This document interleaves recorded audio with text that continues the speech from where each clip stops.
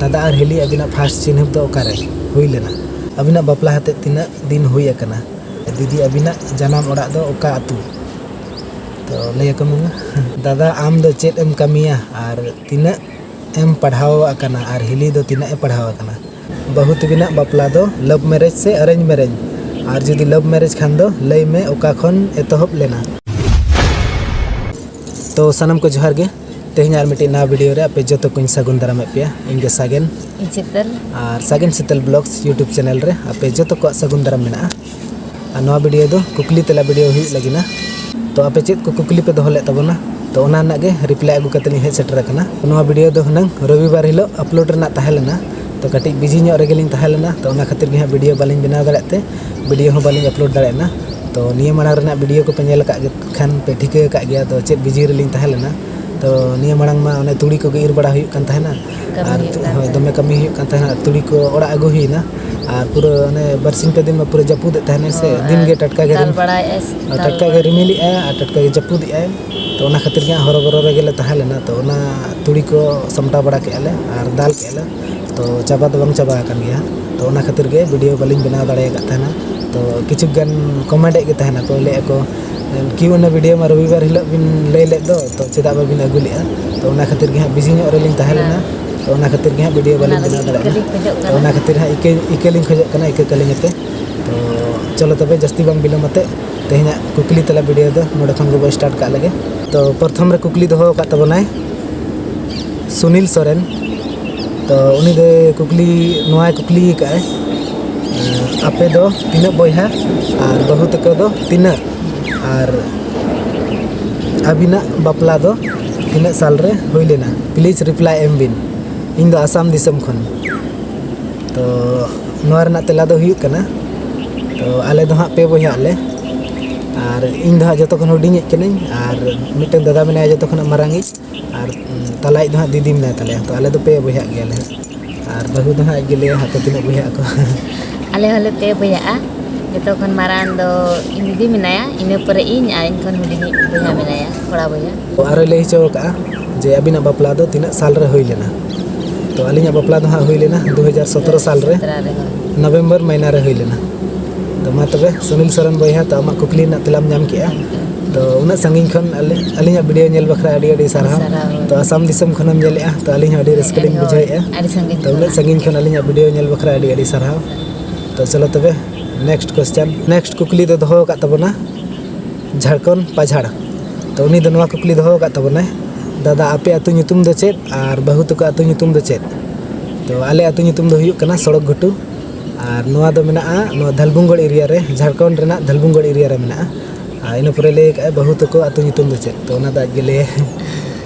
और आले अतु दो सलगा जुड़ी ना दो जमशेदपुर टाटा रे पड़ा हाय ओने ओना मै ले के जमशेदपुर से रे मेना ओना दा बहुत तक अतु दो टाटा सेंटर है टाटा से रे होय इन परे आरो ले चो का दादा आपे ब्लॉग दो चेत कना और बहुत का ब्लॉग दो चेत कना तो आले ब्लॉग दो हुई कना धलबुंगड़ ब्लॉग और बहुत का ब्लॉग दो हा चेत ओना ले आले ब्लॉग दो कोरोंडी कना बहुत का ब्लॉग दो ने लेके कोरोंडी कना तो अंजम ले आपे सब इन धड़ाई ले पे कना आले ब्लॉग दो हा धलबुंगड़ और बहुत का दो हा कोरोंडी तो अंतरे के मेना को संते के जमशेदपुर एरिया रे इन पूरे नेक्स्ट कुकली दो का तबनाय हपन बाबू मुर्मू तो उनी दो नवा कुकली दो का तबनाय दादा बहुत बिना बापला दो लव मैरिज से अरेंज मैरिज और जुदी लव मैरिज खान दो लय में ओका खन एतहब लेना फ्रॉम जीटीएस प्रेम नगर तो अलिया बापला दो लव मैरिज कना हाय और अलिया लव मैरिज दो एहब लेना गोटा सिले बुरु बंगा खना तो नते धलबुंगड़ से रेना दो हा बुरु बंगा हुयुआ आंजम का गया पे जहाँ जुदी नते सुरिन कना पे उनको तो पे ठिका का गया जे गोटा सिले बुरु बंगा ओकारे हुयुआ नते तो अलिन प्रथम दो ओंडे गेलिन ᱧᱟᱯᱟᱢ लेना और ओंडे खन गे अलिया लव दो एहब लेन तहना तो मा तबे आम हपन बाबू मुर्मू कुकली रना तेलाम नाम किया तो कुकली दो लगिन अडी अडी सारहाव तो नुई दो हा जीटीएस प्रेम नगर खने कुकली दो ले तबना तो चलो तबे नेक्स्ट कुकली तो इन पर नेक्स्ट कुकली दो का तबना लुखी सांथाली ऑफिशियल तो उनी दो कुकली दो का तबना दादा आपे ओड़ा दो कारे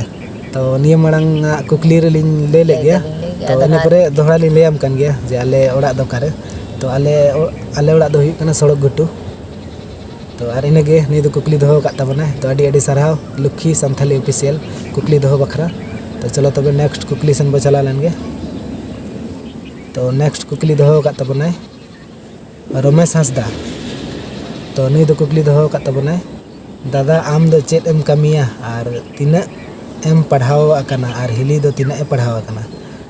तो उनका दो हाँ इन दो कमी दो चेत हो बइन कमिया तो इन दो ओड़ा रेगिन तहना कमी के दो बइन कमिया और पढ़ाव दो हुयुग कना इᱧᱟᱜ दो बीए पार्ट थर्ड धरे पढ़ाव आकना तो ग्रेजुएशन धरे पढ़ाव आकना और बहु दो तिना पढ़ाव आकना उना दो आज ले इन दो मने के मैट्रिक ते बइन एमका माने 10 क्लास धरे 10 पढ़ाव क्लास आकना होय जखन जहां सरमा मैट्रिक एग्जाम हुयुग लगिना तो इन सरमा गे अगु के दिन तो मैट्रिक एग्जाम दो बाय एम दाड़े ना बइन एमका होय तो ने बहु दो ले पे इन धरे पढ़ाव आकना जहां नाम ले अच्छा इंडिया हाय तो इन सरमा गे अगु के से ओना खातिर गे मैट्रिक बाय एम दाड़े ना तो आम हो अडी साराव ना कुकली दो लगिन रमेश हांसदा तो चलो तबे नेक्स्ट कुकली सन बो चला लेंगे तो इन पर नेक्स्ट कुकली दो का तबना बीजी राहुल FF07 तो उनी दो नवा कुकली दो का तबना अबिना फर्स्ट बार ओकारबिन नापाम लेना और ओका अतु रे इन पर आरे ओलका अबिना बापला हते तिना दिन हुई अकना और आहला बेटिया ओका शर्मा हुई लेना तीना साल हुई अकन तया तो अलिया फर्स्ट बार दो नापाम दो हुई लेना गोटा सिले बुरु बुंगा रे और अतु दो हुई कना दुर्गडी हाय इन पर ओलका अबिना बापला हते तीना दिन हुई कना तो अलिया बापला दो 2017 रे हुई लेना तो 24 चला आने तो 24 चला कना ना आपे के ठिकै पे तीना साल हुई कना अलिया बापला हतन तो इन पर ओलका आहला बेटी ओका शर्मा हुई लेना तो आहला बेटी दो हुई कना 2018 रे और इन पर ओलका तीना साल हुई कना तो 2018 रे हुई कना तो नेतो 5 साल हुई कना 5 साल तो कंप्लीट करते हैं तो नी दो कमेंट का तबना चाय बसा खना तो अडी साराव तो चाय बसा खना अलिया वीडियो नेल बखरा तो चलो तबे नेक्स्ट कुकली सन बो चला लेंगे इन पर कुकली दो का तबना रेशमा हांसदा नी दो कुकली दो का दादा आमा और बहुआ क्वालिफिकेशन दो तिना और ओका यार रेबिन बापला कना फ्रॉम मुसाबनी जामसल सोनागड़ा तो नी दो कुकली दो का तबना दादा आमा और बहुआ क्वालिफिकेशन दो तिना तो इñा दो नियम वाला कमेंट री ले के गया तो इñा दो हुयुग कना बीए पार्ट थर्ड धरे पढ़ाव कना और बहु महा ओने ले के गया मैट्रिक दो बाय एम का हाय तो आम अडी साराव रेशमा हांसदा कुकली दो लगिन तो नी दो कमेंट का तबना मुसाबनी जामसल सोनागड़ा खना तो चलो तबे नेक्स्ट कुकली दो हुयुग कना तुलसी नायक तो नी दो एटा जत कनाय नी दो संतार तक कमेंट का तबना नी दो कमेंट का दीदी अबिना जनाम ओड़ा दो ओका और ओका अतु दिसम लॉक फ्रॉम गिरिडी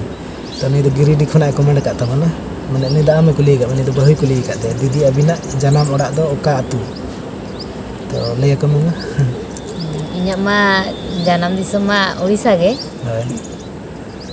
ओडिसा दो सातपुटी ओंडे कना सातपुटी दो का सन ना सातपुटी का सन ले बखन बाटी के ओ सातपुटी दो का से बोदरहाट सुर रे पड़ा बोदरहाट पे आजम का गे बोदरहाट जहां जुदी उड़ीसा रिन कना पे उनको तो ठिका का गया और रायरंगपुर से रे ना ना रायरंगपुर होय और उनी आरो ओलका उका दिसम रे उड़ीसा दिसम और जाना मोड़ा हो उड़ीसा गे होय आनो ताहे दो ईयर ले ताहे टाटा से ले ताहे दा न टाटा से को ताहे होय आनी दा गिरिडी खने कमेंट का तमना तो अडी सारा तो हम गिरिडी खना कमेंट बखरा तो चलो तब नेक्स्ट कुकली सन बो चला लेंगे इन पर नेक्स्ट कुकली हुई कना तो नी कमेंट का झारखंड पछाड़ तो नी दो मड़ांग कुकली दो लेगे तहना तो नी मड़ांग रे हानी ले ले गया तो और दूसरे कुकली दो का नी दो ओलका दादा और हिली अबिना फर्स्ट चिन्ह तो ओकारे हुई लेना और ओका साल रे हुई लेना तो अलिया फर्स्ट चिन्ह दो हुई लेना 2016 रे 2016 साल रे हुई लेना बुरु बंगा रे हानी ले ले और ओका साल रे तो ने 2016 रे हाय और चलो तबे हम अडी साराव कुकली दो बखरा तो चलो तबे नेक्स्ट कुकली सन बो चला लेंगे तो इन पर नेक्स्ट कुकली दो का तबनाय धर्मासदा तो नी दो कुकली दो का तबनाय अबिना यूट्यूब ब्लॉगिंग रे अतु होड़ और आयो बाबा तेको सपोर्ट रे मेना कुआ से बांगे नी दो फ्रॉम राउरकेला तो राउरकेला खन नी दो राउरकेला खन कमेंट का तबना उड़ीसा खन तो नी दो ओना लई चोका अबिना यूट्यूब ब्लॉगिंग रे अतु होड़ और आयो बाबा को सपोर्ट मेना कुआ से बांग तो आयो बाबा को तो हाँ सपोर्ट मेना को गया तो अतु होड़ को तो हाँ बनी ले दड़े अतु होड़ को तो सपोर्ट लेने को सब को सपोर्ट लेने चिकली ले दड़े ओना धा अलिंग बनी ले दड़े जे अतु होड़ को सपोर्ट लेने सब को सपोर्ट लेने तो आयो ओड़ा रे तो हाँ आयो बाबा को तो हाँ सपोर्ट मेना को गया जतो होड़ को बड़ा गया जे अलिंग ब्लॉग वीडियो लिंग बना मेंते तो धर्मास दाम हो अड़ी सारा कुकली दो बखरा तो नी दा संगीन खन जेल नी दा राउरकेला खन उड़ीसा खन तो अड़ी सारा तो इन पर नेक्स्ट कुकली दो का तबनाय जेडेक्स राहुल 07 तो उनी दो कुकली दो का तबनाय अबिना यूट्यूब चैनल 30 खन स्टार्ट हकना और अबिना फर्स्ट ब्लॉग वीडियो दो ओका कना